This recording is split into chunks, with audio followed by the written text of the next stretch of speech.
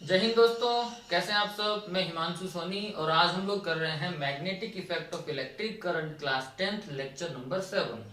तो हम लोग यहाँ पे बात करने वाले थे इलेक्ट्रिक जनरेटर की। इससे जो जस्ट पहले वाला लेक्चर है हम लोगों ने उसमें इलेक्ट्रिक जनरेटर की बेसिक चीजें जो होती हैं, जैसे कि इलेक्ट्रिक जनरेटर काम क्या करता है ना, इसका प्रिंसिपल क्या होता है, किस प्रिंसिपल के ऊपर ये काम करता है, कितने टाइप का होता है, और एसी जनरेटर डीसी जनरेटर इन दोनों में डिफरेंस क्या होता है, ये सारी चीजें डिस्कस की थी। आप लोग उस लेक्चर को जाके देख लो, उसमें बेसिक चीजें जितनी भी थी उन सबको हम लोगों ने ऑलरेडी डिस्कस किया है। तो हम लोगों ने वहां पे लास्ट में डिवाइड किया था कि इलेक्ट्रिक जनरेटर दो टाइप के होते हैं, एक एसी जनरेटर और एक डीसी जनरेटर।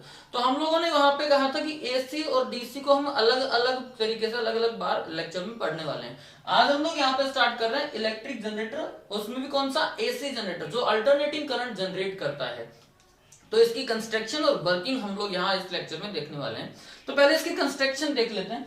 इलेक्ट्रिक जनरेटर का जो कंस्ट्रक्शन होता है, मतलब ये कैसे बना होता है। तो जैसे हम लोगों ने इलेक्ट्रिक मोटर का कंस्ट्रक्शन पढ़ा था, उसमें कुछ कुछ सिमिलरिटीज हैं इलेक्ट्रिक मोटर में। मतलब वहां पे जो इलेक्ट्रिक मोटर की जो कंस्ट्रक्शन थी उसमें और यहाँ पे कुछ चीजें सिमिलर हैं, और वहां पे कुछ चीजें यहाँ पे थोड़ी सी डिफरेंट भी है। क्या डिफरेंट है, वहां पे हम लोगों ने करंट प्रोवाइड करवाया था और हमें फोर्स मिला था।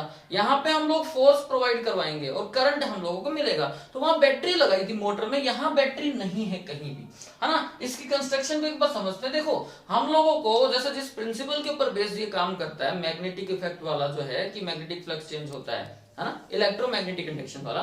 तो वो सारी चीजों के लिए हमें क्या जरूरी है, मैग्नेटिक फील्ड और दूसरा फोर्स। तो मैग्नेटिक फील्ड के लिए हमारे पास क्या है, हमारे पास दो पावरफुल मैग्नेटिक पोल हैं, एन पोल और एस पोल। अब इन पावरफुल मैग्नेटिक पोल की जो शेप है ये मैंने बनाई हुई यहाँ पे थोड़ी सी, ये देखो कर्व टाइप होती है। एक्चुअली कर्व टाइप क्यों होती है उसका भी एक रीजन है। हल्का सा ये ऐसे हॉर्स शू मैग्नेट टाइप होते हैं, मतलब ऐसे बैंड होते हैं। बैंड होने का कारण है कि जो सर्कुलर होते हैं, इसलिए क्यों होते हैं सर्कुलर, उसका एक रीजन है। सर्कुलर होने का रीजन ये है कि जो मैग्नेटिक फील्ड अगर ये सिंपल से सेम होंगे, अगर रेक्टेंगुलर होंगे, तो मैग्नेटिक फील्ड कुछ ऊपर से निकल के जाएगा, कुछ नीचे से निकल के जाएगा, वो हमारे किसी काम का नहीं है, वो वेस्ट हो जाएगा। इसलिए कर्व बनाया ताकि ये क्लोज्ड हो कंप्लीटली। मतलब ऊपर वाला जो ऐसे होगा तो अंदर से निकलेगा, ये ऐसे होगा तो मैग्नेटिक फील्ड अंदर जाएगा, नीचे वाला भी ऐसे, तो सारा मैग्नेटिक फील्ड इसके अंदर, ये जो रेक्टेंगुलर कोइल आपको दिखाई दे रही है इसके अंदर से निकल के जाएगा। तो अब इसकी कंस्ट्रक्शन को समझते हैं। हमारे पास दो मेन क्या है, दो powerful magnetic pole, N pole और S pole, magnetic field generate करने के लिए होते हैं। इनके बीच में एक रेक्टेंगुलर कोइल होती है, ए बी सी डी। ये एक रेक्टेंगुलर फ्रेम होती है जिसके ऊपर हम लोगों ने इंसुलेट किया होता है कॉपर वायर को, तो ये कोइल बन जाती है रेक्टेंगुलर, ठीक है। इसके अंदर से मैग्नेटिक फ्लक्स चेंज होगा। इस रेक्टेंगुलर कोइल का जो ये दो एंड है ए और डी, ये जो ए और डी है ये कनेक्ट होते हैं स्लिट रिंग। अब क्या होती है बता देता हूं। तो ये जो ए एंड होता है, ये जो रिंग आपको डार्क कलर की दिखाई दी है, ये कंप्लीटली गोल होती है। अब यहां दिखाई इसलिए नहीं रही, हम लोगों ने सिर्फ ऊपर ऊपर का पार्ट देखा है इसका। ये completely complete ring, slit ring को क्या बोलते, किसको बोलते हैं, जो कंप्लीट रिंग होती है। और जो हाफ होती है उनको कम्यूटेटर बोलते हैं। ये हाफ आपको दिखने में दिख रही होंगी लेकिन ये हाफ है नहीं, ये कंप्लीट रिंग है। तो स्लिट रिंग S1 और S2। अब हम लोग इसको नोमेनक्लेचर भी इनका कर देते हैं, ये होती है स्लिट रिंग। अब इनके भी नाम अलग अलग होते हैं। कई जगह पे ये स्लिप रिंग लिखी होती है, कई जगह पे स्प्लिट रिंग लिखी होती है, और कई जगह पे स्लिट रिंग लिखी होती है। तो चाहे तो स्लिप रिंग लिखी हो, स्लिट रिंग लिखी हो या स्प्लिट रिंग लिखी हो, इन सब बातों का मतलब सेम ही है। बुक की लैंग्वेज का फर्क है। कई सारी बुक्स इसको स्लिट लिखती है, कई स्लिप लिखती है और कई स्प्लिट लिखती है। तो उससे कोई फर्क नहीं पड़ने वाला। हम लोग सिर्फ इतना समझ लेते हैं कि ये कंप्लीटली रिंग है। स्लिट रिंग, दो रिंग होती हैं, S1 और S2। ये हो गए आपके मैग्नेटिक पोल, N और S।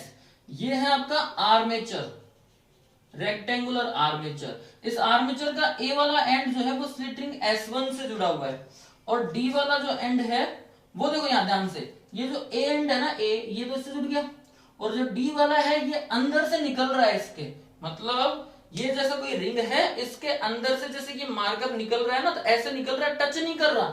ये डी वाला एंड, डी वाला एंड टच किसको कर रहा है, इस S2 को, स्लिट रिंग S2 को। ठीक है, यहां तक की कंस्ट्रक्शन समझ में आ गई। पावरफुल मैग्नेट N और S, armature A B C D, ए का जो एंड है वो कनेक्ट है S1 से, डी वाला एंड कनेक्ट है S2 से, और S1 और S2 फर्दर कनेक्ट होती है कार्बन ब्रश B1 और B2। ये कार्बन ब्रश जो होते हैं वो कंडक्टर होते हैं इलेक्ट्रिसिटी, ग्रेफाइट से मिलकर बने होते हैं। और जैसा कि मैंने वहां पे भी बताया था कि ये जो ब्रश है वो S1 और S2 को टच करके रखते हैं, है ना। तो ये ब्रश हो गए B1 और B2, कंडक्टर है, ये याद रखना। फिर B1 और B2 जो है वो आगे एक एक्सटर्नल सर्किट से कनेक्टेड होते हैं, मतलब एक वायर निकल के B1 और B2 से जाता है, यहाँ पे गैल्वेनोमीटर लगाया हुआ होता है। ये गैल्वेनोमीटर काम क्या करता है, करंट को डिटेक्ट करने का काम कर रहा है, करंट को मेजर करने का काम कर रहा है। यहाँ पे कहीं पे भी बैटरी नहीं है कि वो करंट प्रोवाइड करेगी, क्योंकि करंट हमें निकालना है, यहाँ से लेना है, देना नहीं है। तो यहाँ पे गैल्वेनोमीटर है। कई जगह पे यहाँ पे लोड होता है, लोड मतलब जो करंट बन रहा है ना उसको हम लोग रिसीव करें और फिर आगे ट्रांसफर कर दें। तो वहां पे उसको शो ना करके हम लोगों ने गैल्वेनोमीटर लगा दिया, बिकॉज यहाँ पे गैल्वेनोमीटर करंट को डिटेक्ट कर लेगा, है ना, एक तरीके से मेजर कर लेगा, डिटेक्ट कर लेगा। तो ये इसका कंस्ट्रक्शन होता है NSABCD। और ये दिख रहा है आपको, ये एक जो पाइप होता है ये इंसुलेटर होता है, इसका कोई काम नहीं होता, ये इसलिए लगाया जाता है सपोर्ट के लिए, मतलब एक स्टैंड टाइप हम बोल सकते हैं यहाँ पे। तो इंसुलेटर है, इसका कोई काम नहीं है, ठीक है। तो ये इसकी कंस्ट्रक्शन है। अब काम कैसे करता है उसको समझ लेते हैं। कंस्ट्रक्शन समझ में आ गई होगी सबको। दो मैग्नेटिक पोल हैं, बीच में आर्मेचर ABCD है और S1 S2 स्लिटरिंग लगी हुई है, B1 B2 ब्रशेज हैं और B1 B2 से आगे जुड़ा हुआ है गैल्वेनोमीटर। अब इसकी वर्किंग कंसेप्ट देखते हैं। देखो, अल्टरनेटिंग करंट जनरेटर है, मतलब हमने पहले भी पढ़ लिया। अल्टरनेटिंग करंट का मतलब होता है हाफ रोटेशन में करंट का डायरेक्शन कुछ और होगा और नेक्स्ट हाफ रोटेशन में करंट का डायरेक्शन कुछ और होगा। तो यहाँ पे कुछ ऐसे ही होने वाला है। कंस्ट्रक्शन समझ में आ गई, तो वर्किंग समझ लेते हैं इसकी। वर्किंग देखो, वर्किंग के लिए हम लोग वर्क करना जब स्टार्ट करते हैं यहाँ पे, तो हमें ये देखना है कि हम लोगों को यहाँ पे लगाना है फोर्स। मतलब एक अगर मैं यहाँ पे कहूं कि ये जो हमने लगाया, यहाँ पे आप एक स्टैंड लगा देते हैं या एक हैंडल लगा देते हैं, शाफ्ट जिसको बोलते हैं, एक शाफ्ट लगा दिया हमने। ये शाफ्ट क्या काम आएगा, ये शाफ्ट इस कोयल को रोटेट करने के काम आएगा। मतलब हम लोगों ने एक ऐसा हैंडल लगा दिया जो इसको रोटेट करवाएगा, ठीक है। अब रोटेट करवा रहे हैं इसको, तो रोटेट करवाएंगे तभी तो क्या होगा, मैग्नेटिक फ्लक्स चेंज होगा, है ना। इसके लिए प्रैक्टिकली समझ लेते हैं हम लोग। देखो, जैसे ये बुक दिख रही है आपको, ये हम समझ लेते हैं एक रेक्टेंगुलर कोइल है। जैसे ये कोइल मैं बताया था ऐसे ना होगी, ये ऐसे रखी हुई है ना, हॉरिजॉन्टल रखी हुई है ये। तो समझ लेते हैं ये A पॉइंट हो गया, जैसे ये रहा, ये B पॉइंट, C और D, ठीक है। और अंदर से समझ लो इसको खाली है, ये बाहर फ्रेम है और अंदर से क्या है, ये खाली। अच्छा, ये जो N पोल रखा हुआ है ये यहाँ रखा हुआ है, S पोल रखा हुआ है ये यहाँ रखा हुआ है। N से S की तरफ मैग्नेटिक फील्ड है और उसी मैग्नेटिक फील्ड के अंदर हमारी कोइल रखी हुई है। अब हम इस कोइल को रोटेट कर रहे हैं। तो जैसा कि मैंने बताया था कि यहाँ N और वहां S, N से S की तरफ मैग्नेटिक फील्ड लाइन है। अगर इसकी मैं थिकनेस बिल्कुल नेग्लेबल मान लूं, तो N से S की तरफ मेरी जो मैग्नेटिक फील्ड लाइन पास हो रही है वो इसके अंदर से कितने निकल रही हैं, तो हमारा आंसर होगा एक भी नहीं, क्योंकि थिकनेस बिल्कुल कम है। तो आधी ऊपर से निकल के जाएंगी, आधी नीचे से निकल के जाएंगी। मतलब इसके अंदर से पास होने वाले मैग्नेटिक फ्लक्स की वैल्यू जो होगी वो 0 होगी, क्योंकि इसके अंदर से तो पास हो ही नहीं रहा। मतलब अगर ये कोइल ऐसे है तो मैग्नेटिक फ्लक्स इसके अंदर से कितना निकल रहा है, 0। अब हम कर रहे हैं इसको रोटेट, ये जो हम लोगों ने हैंडल लगाया शाफ्ट रोटेट करने के लिए, तो अब हम कर रहे हैं इसको रोटेट। अब देखो, यहाँ पे N पोल, वहां पे S पोल, मैग्नेटिक फील्ड लाइन निकल रही है। आप जो इसको रोटेट करने लगोगे धीरे धीरे, तो जब ये वर्टिकल होने लगेगा, कुछ मैग्नेटिक फील्ड लाइन ऊपर से निकल के जाएंगी, कुछ नीचे से निकल के जाएंगी। मतलब मैग्नेटिक फील्ड लाइन के नंबर बढ़ रहे हैं। और मैग्नेटिक फील्ड लाइन अगर किसी सरफेस से निकल के जा रही है तो मतलब मैग्नेटिक फ्लक्स, डेफिनेशन से हमने पढ़ा था, मैग्नेटिक फ्लक्स इंक्रीज होगा। और अगर किसी भी तरीके से हम लोग मैग्नेटिक फ्लक्स को चेंज कर देते हैं तो इसका मतलब वहां पे इंड्यूस करंट जनरेट होता है इलेक्ट्रोमैग्नेटिक इंडक्शन के कंसेप्ट से। बस उसी कंसेप्ट को यहाँ पे लगाना है। इंड्यूस करंट के डायरेक्शन को फाइंड करने के लिए हमारे पास एक लॉ है, फ्लेमिंग्स राइट हैंड रूल, जो हम लोगों ने लास्ट लेक्चर में पढ़ा है। तो समझ लो। देखो, अब हम कह रहे हैं कि हमने इसको इस डायरेक्शन में, क्लॉकवाइज डायरेक्शन में रोटेट कर रहे हैं। मतलब जब आप इसको क्लॉकवाइज डायरेक्शन में रोटेट करोगे तो मैंने बताया था ऐसे AB वाली जो आर्म है ये ऊपर की तरफ जाएगी और CD वाली आर्म है नीचे की तरफ जाएगी। शो करने के लिए हम समझते हैं कि आपने A और B के ऊपर फोर्स लगाया ऊपर की तरफ और सी डी के ऊपर फोर्स अपने आप ही लग जाएगा नीचे की तरफ, तो सी डी के ऊपर फोर्स लग रहा है नीचे की तरफ। ठीक है, अब हमारे पास दो डायरेक्शन आ गए, मैग्नेटिक फील्ड का डायरेक्शन और फोर्स का डायरेक्शन। तो हम लोगों ने फ्लेमिंग्स राइट हैंड रूल पढ़ा है, अप्लाई करो वीडियो को पॉज करके। ठीक है, देखो फोर्स ऊपर के डायरेक्शन में, मैग्नेटिक फील्ड जो है एन से एस की तरफ। रूल क्या था, राइट हैंड को इस तरीके से होल्ड करो कि हमारी फोर फिंगर, मिडिल फिंगर और थंब एक दूसरे के परपेंडिकुलर हो। ये हमेशा बताएगी मैग्नेटिक फील्ड डायरेक्शन को। देखो मैंने जैसा किया हुआ है, मैग्नेटिक फील्ड फोर्स लग रहा है ऊपर की तरफ, थंब बताएगा फोर्स को और ये बताएगी इंड्यूस करंट के डायरेक्शन को। तो जैसे ही आप इस रूल को अप्लाई करते हो आप देखोगे कि आपकी जो मिडिल फिंगर है कि इनसाइड बोर्ड के अंदर जो है वो रिप्रेजेंट कर रही है। मतलब करंट का डायरेक्शन क्या होना चाहिए, इनसाइड द बोर्ड। मतलब अगर ऐसे कोई रखी हुई है, यहाँ ए है यहाँ बी है, तो अंदर की तरफ, मतलब करंट का डायरेक्शन क्या हो गया, अंदर की तरफ, ए से बी की तरफ। और सीडी में फोर्स नीचे लग रहा है, अपोजिट कर दो, सिर्फ फोर्स का डायरेक्शन अपोजिट करना है।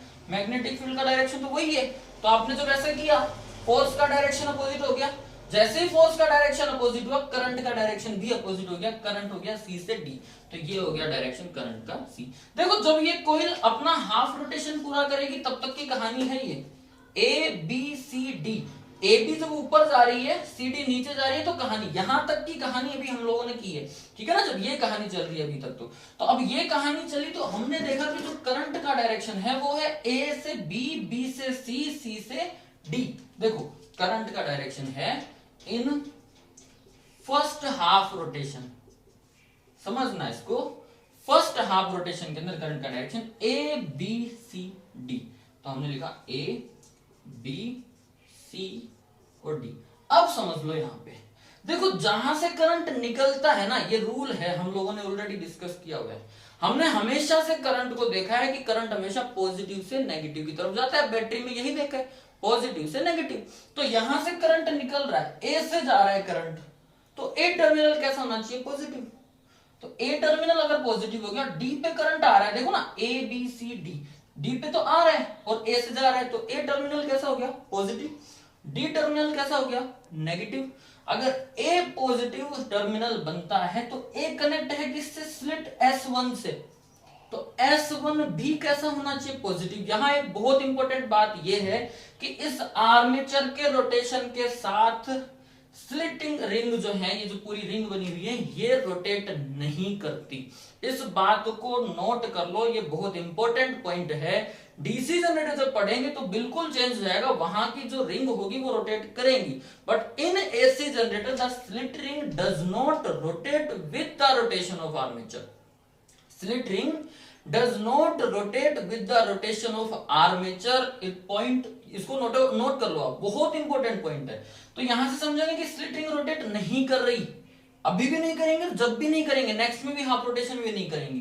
तो ए पॉजिटिव टर्मिनल हमने कहा, तो ए कनेक्ट है S1 से, मतलब S1 पॉजिटिव टर्मिनल बन गया आपका। S1 क्या बन गया, पॉजिटिव टर्मिनल। और S2 डी नेगेटिव है ना, डी कनेक्ट है S2 से, तो S2 बन गया नेगेटिव टर्मिनल। अब देखो S1 फर्दर कनेक्ट है ब्रश B1 से, तो B1 बन गया पॉजिटिव, और S2 कनेक्ट है B2 से, तो B2 बन गया नेगेटिव। अब गैल्वेनोमीटर में देखो, यहां पॉजिटिव और यहां नेगेटिव, तो करंट जाएगा हमेशा पॉजिटिव टू नेगेटिव, मतलब B1 से B2 करंट फ्लो होना चाहिए। तो in first half rotation the direction of current in external circuit will be B1 to B2, very very important, समझ लो इसको। हमने देखा कि A पॉजिटिव है तो S1 पॉजिटिव, D नेगेटिव है तो S2 नेगेटिव, S1 कनेक्ट है B1 से तो B1 पॉजिटिव, S2 कनेक्ट है B2 से तो B2 नेगेटिव। और एक्सटर्नल सर्किट में जब आप करंट का डायरेक्शन देखोगे तो वो आएगा पॉजिटिव से नेगेटिव, B1 टू B2। ये हाफ रोटेशन की कहानी है। मतलब ये जो कोइल, अगर मैं इसको ऐसे मान रहा हूं कि A B C D है, रोटेट हो रही है ऐसे, तो जब तक ये हाफ रोटेशन कंप्लीट नहीं कर लेती तब तक की कहानी है। ए बी और सी डी जब ये हाफ करेगी तो ए बी पहुंच गई अब वहां पे, ये ए बी यहां थी वहां चली गई, सी डी यहां थी यहां आ गई, हाफ रोटेशन। उससे पहले पहले तक की कहानी है। अब देखते हैं हाफ रोटेशन के बाद की कहानी। देखो सिंपल सी बात है, ये ए बी अभी यहां थी ना, जब पलटेगी अगर हाफ कंप्लीट करेगी तो ए बी उधर चली जाएगी और CD इधर चली जाएगी। ठीक है ना। वीडियो को पॉज करके इस कैप्चर को, उसको, इस इमेज को ध्यान में रखो। अभी हम नेक्स्ट कहानी बनाने वाले हैं इसकी, मतलब इसके नेक्स्ट हाफ रोटेशन की कहानी चेंज कर रहे हैं। नेक्स्ट हाफ रोटेशन में क्या होगा देखो, अभी इसको ध्यान में देख लेना। AB जो है लेफ्ट में है और CD जो है राइट में है। जब ये पलटेगी तो AB चली जाएगी यहां पे और CD आ जाएगी यहां पे। नेक्स्ट रोटेशन की कहानी बना रहा हूं इसको रफ करके, इसको कैप्चर करो, ध्यान में रखो। जब नेक्स्ट रोटेशन मतलब हाफ रोटेशन फर्स्ट ये कोइल कंप्लीट कर लेती है तो ये सिचुएशन होती है कोइल की। मतलब अभी कोइल ऐसे थी, यहां A पॉइंट था, यहां B था, यहां C और यहां D। जब ये पलट गई तो A यहां चला गया, B यहां आ गया, C यहां आ गया और D यहां। देखो सिचुएशन वैसी है। पहले वाली इमेज को ध्यान में रखना, यहां A था, B, C और D। A कनेक्ट था S1 से और D कनेक्ट था S2 से। A और D अभी भी S1 और S2 से कनेक्ट होंगे, बस उल्टा हो गया, सिचुएशन उल्टी हो गई। D C B A। अब देखो A S1 से कनेक्ट था ना, अभी भी A S1 से ही कनेक्ट है। मैंने बताया था ना S1 और S2 रोटेट नहीं करेंगी, S1 और S2 वहीं रहेंगी, उसके अंदर रोटेशन होगा। और S1 और S2 B1 B2 जैसे कनेक्ट है, S1 B1 से कनेक्ट था, S2 B2 से कनेक्ट था, सेम वैसे ही है। S1 अब भी B1 से कनेक्ट है, S2 अब भी B2 से कनेक्ट है। ठीक है ना। और S1 S2 S1 A से है as it is, S2 D से है एज इट इज। सिचुएशन बस ये है कि जो AB यहां थी वो यहां आ गई और जो CD यहां थी वो यहां आ गई। ठीक है। अब ये कंडीशन थी, ऐसे रोटेट कर रही थी। कंप्लीट रोटेशन कब होगा, जब ये हाफ हो गया ना। तो कंप्लीट कब होगा, तो जब इसी डायरेक्शन में ये कंप्लीट करेगी अपना हाफ, तभी तो एक रोटेशन कंप्लीट होगा। मतलब ये AB पे ऊपर फोर्स जो लग रहा था, अब AB नीचे जाएगी तभी तो कंप्लीट होगा ना रोटेशन। तो AB के ऊपर फोर्स लगना चाहिए नीचे और CD के ऊपर फोर्स लगना चाहिए ऊपर। सिचुएशन समझ गए। पहले AB पे ऊपर लग रहा था और CD पे नीचे, तो ये सिचुएशन आ गई। अब पूरा कब होगा, जब CD पे लगे ऊपर और AB पे लगे नीचे। समझ गए situation.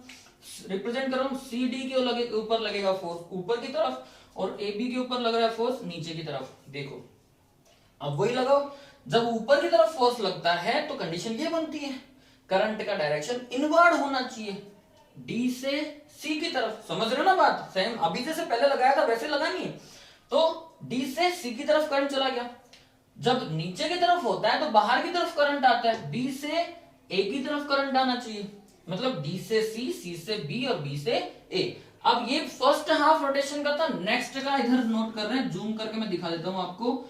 In next half rotation current का डायरेक्शन वहां देखो A B C D था, अब अपोजिट हो D C B A। तो अब करंट का डायरेक्शन हो गया D C B और A। ठीक है। अब फिर वही वाला रूल लगाते हैं कि भाई पॉजिटिव से नेगेटिव करंट जाता है, करंट जा रहा है D से, तो D टर्मिनल कैसा होना चाहिए, पॉजिटिव, और A टर्मिनल कैसा होना चाहिए, नेगेटिव। ठीक है ना भाई। अब देखो D टर्मिनल अगर पॉजिटिव होता है तो D कनेक्ट है किससे, ध्यान से देखो, D कनेक्ट है S2 से। तो जब D पॉजिटिव होगा तो S2 टर्मिनल कैसा बनेगा, पॉजिटिव, और A नेगेटिव है तो A कनेक्ट है S1 से, तो S1 टर्मिनल कैसा बनेगा, नेगेटिव। सिचुएशन अपोजिट हो रही है। अब देखो पहले S1 पॉजिटिव था, S2 नेगेटिव था, अब S2 पॉजिटिव है और S1 नेगेटिव है। ठीक है। अब S2 कनेक्ट है, ध्यान से देखो, S2 कनेक्ट है B2 से, तो S2 अगर पॉजिटिव है तो B2 भी क्या होगा, पॉजिटिव, और S1 अगर नेगेटिव है तो B1 भी क्या होगा, नेगेटिव। सिचुएशन समझ लो बिल्कुल अपोजिट। यहां B1 पॉजिटिव था, B2 नेगेटिव, और यहां B2 पॉजिटिव, B1 नेगेटिव। मतलब इस सर्किट में अगर आप समझोगे तो भाई जो B2 है ये पॉजिटिव हो गया ये वाला, और B1 नेगेटिव, तो करंट जाएगा पॉजिटिव से नेगेटिव। क्लियर है ना। पहले जाना था B1 से B2, देखो B1 से B2, अब जाएगा B2 से B1। अल्टरनेटिंग करंट इसी को कहते हैं कि फर्स्ट हाफ रोटेशन में करंट का डायरेक्शन B1 से B2 और उसके आगे के हाफ रोटेशन में B2 से B1। मतलब करंट आएगा एक बार ऐसे, एक बार ऐसे, एक बार ऐसे, एक बार ऐसे। समझ रहे हो, अल्टरनेटिंग, एक बार ऐसे, एक बार ऐसे, एक बार ऐसे, एक बार ऐसे। यही डायरेक्शन होगा अल्टरनेटिंग करंट का। तो इस जनरेटर की जो वर्किंग कंसेप्ट, वर्किंग मेथड है ये है फर्स्ट हाफ रोटेशन में ये और नेक्स्ट हाफ रोटेशन के अंदर ये। तो नेक्स्ट हाफ रोटेशन में करंट होगा B2 से B1 और फर्स्ट में होगा B1 से B2। ये डायरेक्शन होगा अल्टरनेटिंग करंट का, इसीलिए इसको अल्टरनेटिंग करंट बोलते हैं, क्योंकि पहले हाफ रोटेशन में B1 से B2, दूसरे में B2 से B1। तो this is the concept of alternating current generator, इसका कंस्ट्रक्शन और वर्किंग कंसेप्ट। ठीक है, अब इससे डिफरेंट होता है डीसी जनरेटर। नेक्स्ट वीडियो के अंदर हम लोग डायरेक्ट करंट जनरेटर पढ़ने वाले हैं। आई होप आपको अल्टरनेटिंग करंट जनरेटर समझ में आ गया होगा। आप कोई डाउट, कोई कंसेप्ट अगर कुछ पूछना हो तो आप कमेंट सेक्शन में जाके कमेंट कर सकते हैं। नेक्स्ट में हम पढ़ेंगे DC generator. Thank you very much.